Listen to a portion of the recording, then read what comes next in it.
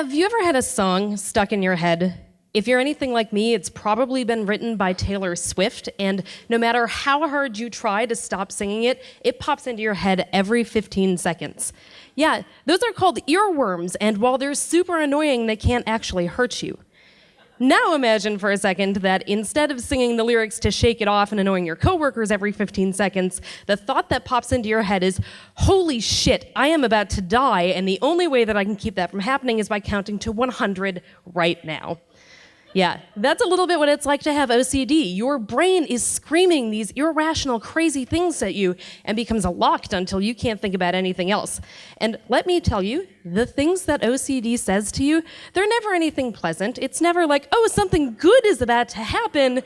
It's images of your violent imminent death or the violent imminent death of people close to you or compulsions that you just can't get rid of.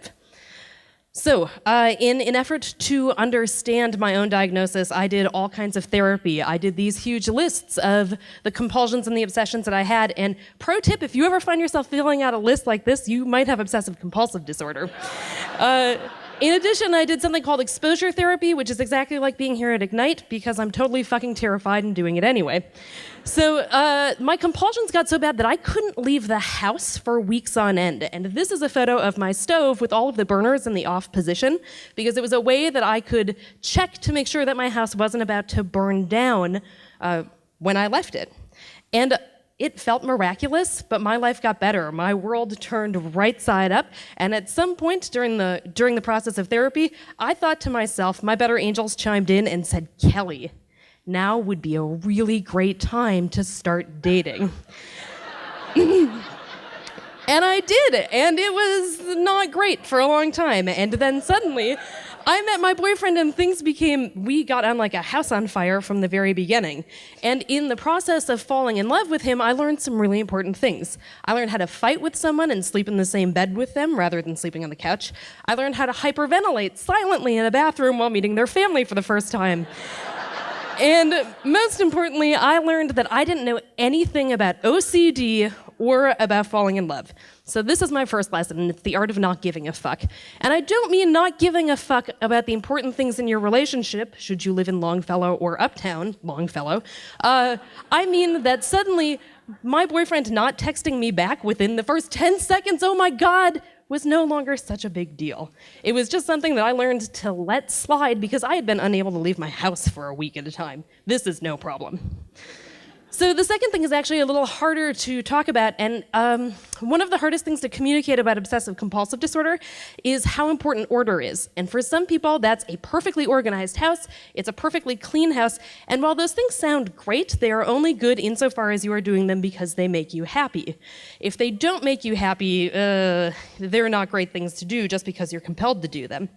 For me, my particular form of OCD meant that I relentlessly scheduled everything in Google Calendars and that I had a Google Doc for literally any social situation that could come up because I didn't want to not know what to say to my significant other's friends when they were feeling shy and didn't want to talk to me. I didn't want to have situations that I wouldn't be able to handle. Falling in love is the opposite of order. It's total fucking chaos. So the last slide is beauty and brokenness. The first time my boyfriend said I love you, I totally cocked it up. It was terrible. It wasn't quite as bad as if I had Han Solo'd him, but it wasn't too far off. He said, I love you, and my response was, you know that I'm batshit crazy, right? And then I burst into tears, so way to go, Kelly. He's Japanese, and he responded in the best, the most loving way possible. He said, are you familiar with kintsugi, the art of repairing broken pottery with gold, believing that the pot is more beautiful for having been broken in the first place. When you have a mental illness, it's really hard to believe that you are beautiful despite being broken. Falling in love is chaos. Obsessive-compulsive disorder is the need to control chaos at almost any cost. So these were the lessons that I learned in the process of falling in love with obsessive-compulsive disorder and things that I thought might be beneficial, even if you don't have OCD. So living with OCD is really hard. Falling in love with it and learning to let someone else love you is near impossible. But with a good sense of humor, some therapy, and this 3-step process, you can do it. You're on your own for the earworms, though.